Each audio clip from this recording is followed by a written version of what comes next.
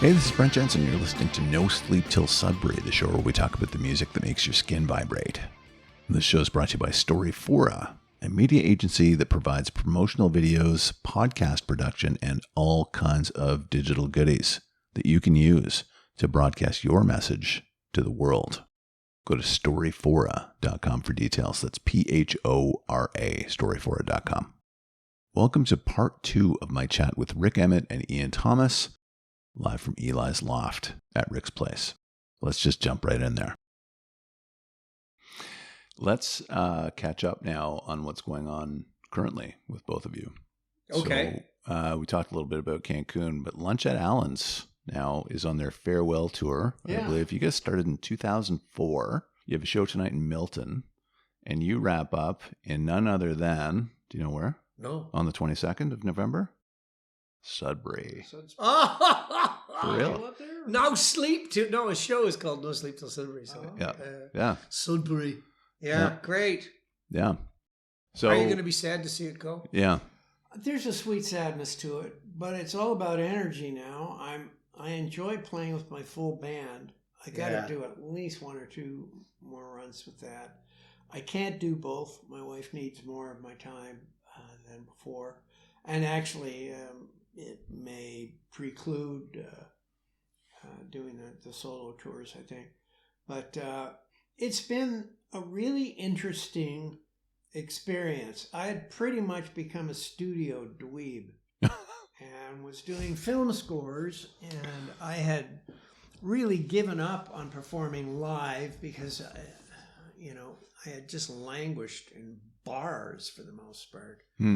And, a few wonderful theaters, but they were few and far between. So I didn't look upon performing as being interesting. And then Murray, now he had quit.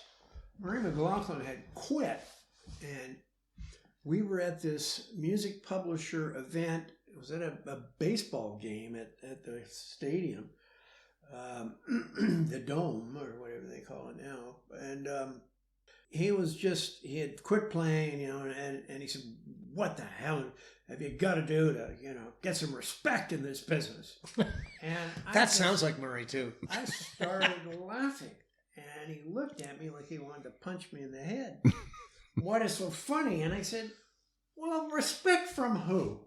The record company weasels that are only interested in how many units you're going to put out, how many widgets are actually going to sell through, and these capitalist kind of merchants are the ones that you want to respect you? Get a grip. It's a joy to be able to write music, and if some of it actually makes you a few bucks, well, that's a bonus." And we sort of bonded over that, because I had given up playing because I just, talk about the Me Too thing. I remember one club at the Coronet, it was called, in Kitchener. Yeah. 700 people, and I pack it every time I went there. But you had to walk through the audience to get to the stage. Oh. So many chicks who were like drunk were like grabbing my junk and grabbing my ass. I was lucky to be clothed by the time I hit the stage. So This is in the very distant past, though, right? I was going to say, when was this? in the mid- Because you don't really even have an ass anymore. No, it's gone. And fortunately, as my wife said, my prostate's the size of the Hindenburg. Well, she said, "At least you got something to sit on because you don't have an ass anymore." But honestly, in those days, was I traumatized by this? Well, I had a few drinks. Now, I don't mean to belittle, the women who have been severely accosted at all, but I always found it funny. Or the women of Kitchener either. We don't want them to... I just thought it would have been a little stupid. "Excuse me too. I know exactly what you're talking about." Okay, tie this back into Lunch at Allen's. So, yeah. Murray was offered basically there were these, what they call them, song shops where you'd have 4 different writers. Oh, right, yeah. And it was all the rage in the unplugged era. Yeah, guitar pulls. Yeah. I watched a few of those when I was involved with the Songwriter Association and had to attend. And, the other 3 who weren't playing would be trying to look interested and impressed and kind of intellectual. We all know the drill, yes. Basically picking Brent is shaking his head, yes. And Murray said, I don't want to do that. I said, I want 4 songwriters. We all back each other up. We can all sing harmonies and bring whatever instrumentally we can bring to the... And I thought, that sounds interesting. And then he said, so I think we should add somebody who can really... a good male singer like Mark Jordan, and he's a wonderful songwriter. And so, okay. So we called Mark, and he said, can you give me a day or 2 to think about that? And we said, sure. And then we were after Shirley Eichhardt because she had hits as well. And but Shirley, at that point, would get into fits of anxiety attacks, and could not stand going on stage. Oh, wow. And I had just done a little song shop, and I had heard Cindy Church. And I said, here's what's interesting about this girl. She's had no hits. She has a very angelic vocal tone. And she writes simple little songs that are just fantastic. So I happened to be in that little foursome where I heard her the first time, so I played my big hits. Top that, you bastards. And then... women were trying to grab his ass. It was. And Laura Smith had her big political song about her breasts and how, that's what people talk to. They never looked her in the face. It was a big political kind of statement. And then there was another guy who had... sort of a bubblegummy thing that was getting some airplay at that point. It fit the hula hoop of the day perfectly. And then Cindy played this sweet little song I'd never heard before.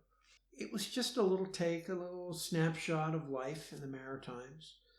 And I just went, God, the incredible power of that without any of the baggage of commercialism. And about a year later, I was on the adjudicators board for the Junos for either production or song or whatever. And we listened to, where they called Men Without Hats or something. You can dance if you want to. Yeah. The next song was called No Dancing. And it's like, oh, for God's sakes, make your minds up. And then Gino Vanelli's Black Cars and Wild Horses. And I love the production. That Wild Horses is just a masterwork. It is. Beautiful recording. And then this little song pops up called I Eat Dinner by the McGarrigles. Oh. By far the best song of the 3. Yeah. It was such a little human moment. It wasn't all dressed up in shiny parade materials to please the genre that was getting airplay. In the 80s, yeah. It was just this little human experience that tugged on the heartstrings, and it was beautiful. And so I get these lessons every once in a while. When I mentioned Cindy to Murray, he went, well, duh, because he'd done the folk circuit with her and knew of her well. She had a thing called the Great Western Orchestra or something. It's just 2 people. 2 people was big in the folk circuit. And so 4 very different voices, but the blend was ridiculous when we sang together. It is really beautiful. So we just started off, it was just a one-off of dates across the top of Superior, rinky-dink little theaters, and there it is, 20-something years later, still, I would like to take a little bit of credit for the fact that, like, at one point, Ian there was a gig that you got booked at Hamilton Place, and you and me and I put that David before Murray did. Yeah, David Wilcox and Murray. Really? Yeah, and it was I think it was just because you sort of wanted to have 4 equal. Somebody's going to bring a song, and Wilcox can do one of his tunes, but each one of us we had to play at least one of each other's songs. Yes. And we also did In My Life, the Beatles song together. Yeah. She's got a good memory. Wow. But this was before Lunch at Allen's, but the idea was percolating. And we did. That didn't turn into a touring thing or anything, but it was fun. It was a good gig. People who were there, honestly, what people were saying about that event, they are saying to this day, that was the most amazing thing. It was pretty great, and I brought 2 guitars, I think a nylon and a steel, and Wilcox was having problems with his guitar, so he borrowed mine, and the guitar never sounded so good. Like, it was a great night, and Wilcox was playing on a guitar he'd never played before. He's a really good player. Oh, it was really fun. It was really goofy sense of humor. Remember, he did a march. Yes. And it was really? It was inspired by his accountant in the song. Dum dum dum. Get a receipt. Dum dum. That's it. Your memory is amazing. That is true. I remember that. It was so great. It was just a humorous and something of a musicologist. He studied guitar from... I saw him the first time he was... when I played Nashville North. That was the Ian and Sylvia Tyson show. And they had the Great Speckled Bird. And Wilcox was a guitar player. Oh, yeah. Okay. Bird. Yes. And I remember just thinking, wow, look at that guy. And then he had the hots for one of the girls in Tranquility Base. And they ended up living together. That was his folk band before. Yeah. Anyway... That was his association type band. But you're absolutely right. That was an interesting kind of model that Murray, I think, looked at. Yeah, it worked good. That'll work. Yeah. So you deserve some credit for that. All right, your show. Go ahead. Ask us a question now. No. My chairs I'm slowly but surely starting. I was going to say, you're almost horizontal. It's a recliner. Are you comfortable? What do you... Okay, sorry. Sorry. Okay. Hang in there with us. We got like 5 more minutes. Oh, okay. Is it only 5? Oh, maybe geez. 10. Maybe hey, 10. I wanted to ask a question about. Ask a question. Shut up. Let him ask. I know. But I had put my Hall of Fame award over so that it would remind me, because you get to engrave it with a lyric. My right? lyric's in there. Yeah. What lyric did you choose? No, that's my question. Okay. What did you choose to put in yours? What's the lyric? From quote? a song called "Life Goes On," and the line was, "So much sand has fallen through this glass." Oh, that's so perfect. Yeah, it ends up being in a glass. Yes, it's a crystal. It's engraved in crystal. Yeah. What line did you use? Yeah, I chose a thing from the. It's from the song "Hold On," and it's like, "Can't you feel the magic? Feel it everywhere. Can't you hear the music? There's something in the air." And it's a lot to put on, but it's kind of like it encapsulates the whole idea of, the Triumph years, and it was the first sort of crossover hit that we had before "Lay It on the Line." There was a line from "Lay It on the Line" I was thinking of. I don't ask for much; the truth will do just fine. And that's what I wanted to maybe put that, but I didn't. Now, here's an interesting thing. Because 3 guys in the band, 3 awards, Gil chose a different thing than Mike, and Mike chose a different thing than me. Gil chose "Follow Your Heart." Just, that's it. It was the song, it was the most successful song that he sang that was on Billboard. Mm-hmm. And, but it's kind of an ethic of Triumph, like that. One of the things that was sort of part of the image of the band was like, this is what you do, believe in yourself, follow your heart. And Levine picked a lyric from "Fight the Good Fight." Nothing good is easy, nothing good is free. Mm-hmm. And I that's the lyric that I wrote, and I was happy that he chose it. But it's very Mike that he would choose that one, because "Fight the Good Fight" was sort of like the end of the encore, last song. It was the message that people are going to walk out the door with. And Mike chooses the one that's very bottom line, Did you find it difficult in going across your lyrics? I go to songs that I thought were great, and I go to look at the lyric, that could have been better. Yeah, oh yeah. Well, so I was trying to find a quote, and some of them were they were too long. There was a song I wanted to use something from. It was called "The Truth," and it came out of conversations with my father that there was no absolute truth. Absolutes couldn't be realized on this crude sphere of existence, which of course Plato, I think, had that a couple of thousand years ago. But there was a whole line that I wanted in there. Some people we thought were so deep were really just half asleep. But they carried themselves so well, it was only up close you could tell that silence was their way of keeping us all so interested. Yeah, that's a little long to fit on a little trophy. Yeah. And half of it, so people we thought were so deep were really just half asleep. Man, has that ever been an interesting... that has occurred to me so many times in life, particularly in the music business, where you've got somebody who's something of a savant, of a composer, etc. And then in person, it's just like, yikes, But it's fascinating. Yeah. And I've often wondered if that's because their music allows them to escape their own surly bonds of some of their own inadequacies. It allows them to reach.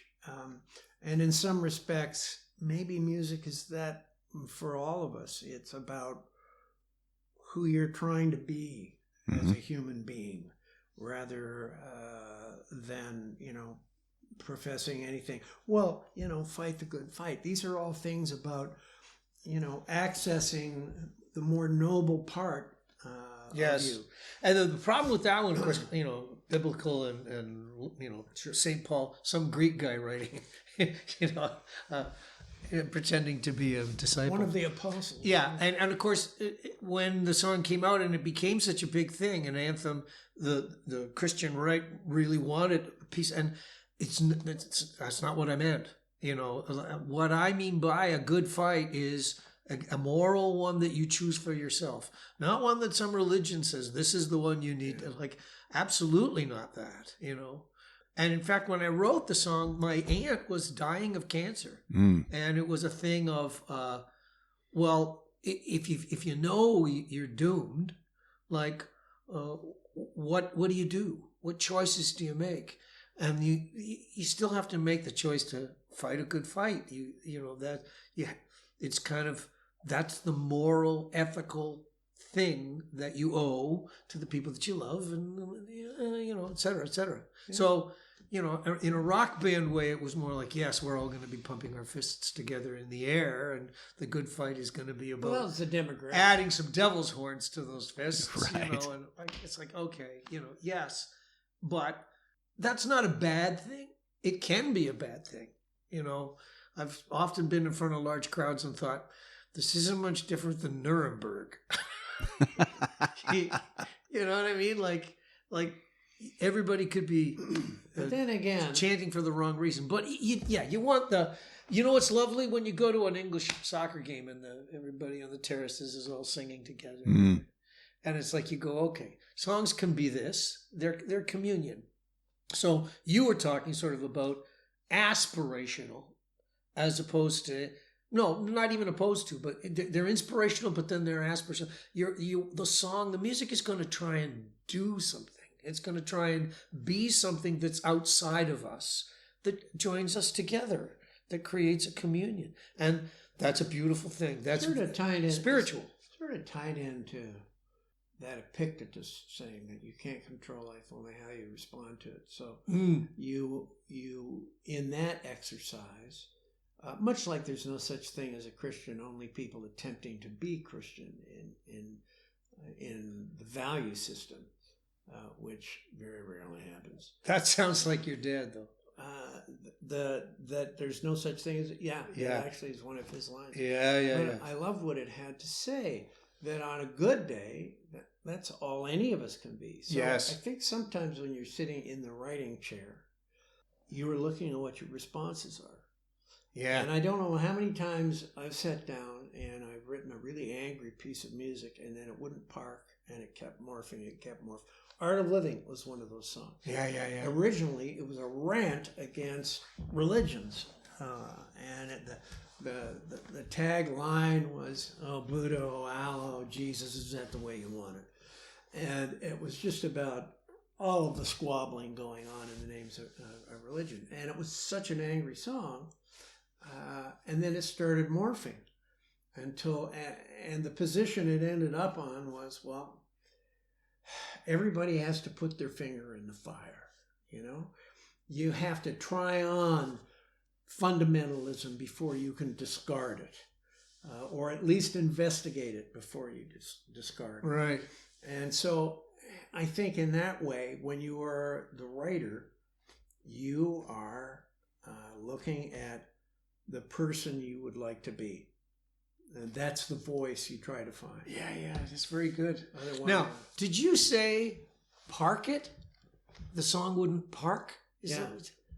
That's pretty cool. I like that. As a writer, I go, yeah, that's exactly it. That you're searching around, you're waiting for the thing to show you what it wants to be. Yeah. And then the song ended up being, this is the art of living. This is the art of taking and giving. And it's all about, Killer. Make your own mind. You got to muddle your own way So through. great. Well, and that was funny. This was an interesting connection to Epictetus. I had no idea the phrase art of living was attributed to Epictetus. Oh, yeah. So you arrived at it and then you realized. A neighbor came down the street and gave me a book. He said, I saw your new album out. You might like this. Epictetus, The Art of Living. Wow. So that was hilarious. So Yeah. You went through a process and arrived at something that somebody had done, 4 or 5 centuries before. Yeah.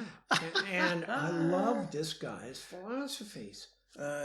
In so many areas, there was a whole thing on forgiveness, that very, very powerful chapter when I was going through some issues with a loved one, and that the realization of anger and pride were not allowing me to sleep. And what a waste of energy that was, because I was always going to love this person. And forgiveness was a get out of jail free card for me. Awesome. It was very interesting interesting scenario. So this is all Epictetus, from this neighbor up the road who handed me that damn book. And I knew I'd heard the expression, obviously, but I had no idea about the origins of it. Yeah. Wow. Okay, so there's a Christmas conversation that I want to have here. Oh, yes. These are just for Ian's sake here. Brent and I have this sort of Christmas tradition, you see, that every year we're doing a podcast that he uses as his kind of Christmas thing. And in the past, I've sung Christmas songs. We're not going to ask you to sing any Christmas songs right now. Okay. But we are going to you're going to have to tell a Christmas story. So go ahead, finish the. So Rick and I were talking about this, and we had done how many of these shows before? You've been on the show like 4 or 47 5 at times. least. Yeah. So some of them broke into 2 and 3 parters. Oh yeah. This one is likely going to go for a week. Yeah. This will be 7 installments, I think. That's right. But he would play Christmas songs. We would talk about the importance of Christmas music and the sentimentality and everything. And then Rick said, if you want, based on the timing of our conversation here, we can segue this into a little bit of a Christmas thing, because there's a great farmhouse story where we had this crack band at Ian's farmhouse, and there's some great stories to be told. So. Yeah, took him a while there. Yeah. Then it was like, So Cardinelli was on bass. Rick that's was right. on That's it. Peter guitar, Cardinelli on bass guitar. and Dave Potter, Okay. my piano tuner, Yeah. who's an amazing player, but his wife didn't want him to be a player, so he became a piano tuner and piano tech. Right. Every time he tunes my piano, I get him to play for me. He's marvelous. Love. Yeah. That's good. So and then of course you came to some of those awful Christmas lyrics in the old, But he made song, but like there were like little books for us to be able to. yeah, everybody could sing along. Like, with yeah. the Christmas So songs. everybody could sing, and the band sat sort of in the middle of the room, and we were playing these Christmas songs, and people were singing along. And How many people were there? I'd say maybe 30. Oh, something like that. good crowd. that was all Household. right. It was good. And we had a little tip jar out. No. It was great. You guys were marvelous. I just had to lead the singing, but these guys just... It was fun. It was great. Yeah, it was pretty good. And there was, of course, I think your Christmas tradition is fantastic. Yes, thank you. The Nasty Santa Christmas. Yeah, we have that. What's that? So, well, here in our house, Jeanette and I have always done, and we've done this for decades. Not here because we've only lived here for about 15 years, but in our old house for, I would say, 35 years, we would do a Christmas party where people had to sort of tuxes, fancy dress, women dolled up. And we play that game where you bring a present, each person brings a present wrapped up, and it's a secret Santa kind of thing. It goes in a big pile, and then we go around, people draw numbers, and you go, and you can trade your opened gift for an unopened one. And if people have had, 2 or 3 drinks, it gets to be a lot of fun. It gets to be like this. Now, there was one year where I'd invited some of the guys from my band, and my road manager were there. And in particular, I remember Randy Cook, the drummer. And if anybody hasn't looked up Randy Cook online, you should, because Cookie he's a crazy man. He moved to LA and he does a lot of session work and tours people and stuff. But at the time, Randy and Marty Anderson, my keyboard player. And Marty has now become an independently wealthy guy that lives on a golf course in Florida and has a house on a golf course here in Toronto. And because he built up a PA and light business and then sold it to Solotech in Montreal, and he's an independently wealthy guy. Wow. I don't know how much keyboard playing he does, but he used to tour with guys like who's the guy that sang in the Phantom of the Opera? Michael. Oh, yeah. Come on, choir boy. Lost his nose. Yeah, that fella had cancer of the nose. Oh, come on. Anyways, and then there's another guy too that's Matt. Oh, Dusk. Matt Dusk. Yeah, he sometimes plays keys for him. So anyways, Marty and Randy, they had a few drinks. And they were going around Michael Burgess. Michael Burgess. I knew you. Well done. So we're going, and they would sneak around, and you know what my house looks like. There's a lot of knickknacks around and stuff. They were taking knickknacks and wrapping them up and putting them in gift bags, and then putting them into the pile. So people would open up a present and go, "Oh, one of Rick's gold album awards." This is. I go, "Give me that! What the? Who did this?" And then you look, and here's these 2 guys in the corner, like rolling on their asses, laughing and crying because, It's a wonderful Christmas tradition, your party. It's pretty. Wouldn't be Christmas without it. Yeah. See, it wasn't the cost of it to own Fezziwig. That's true. It was the great joy it brought to everyone. That's it. Yep. Okay, so there you have it. Here's your Christmas stories. All right. Thank you. You're welcome. That legitimizes the Christmas show now. Okay, good.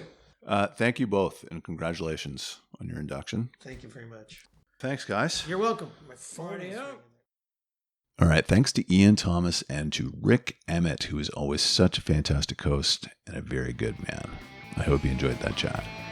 This has been No Sleep Till Sudbury with Brent Jensen and Ian and Rick. Till next time, folks. Take good care. Brent Jensen is the best-selling author of No Sleep Till Sudbury, Leftover People, and All My Favorite People Are Broken. All titles available in stores and on Amazon worldwide.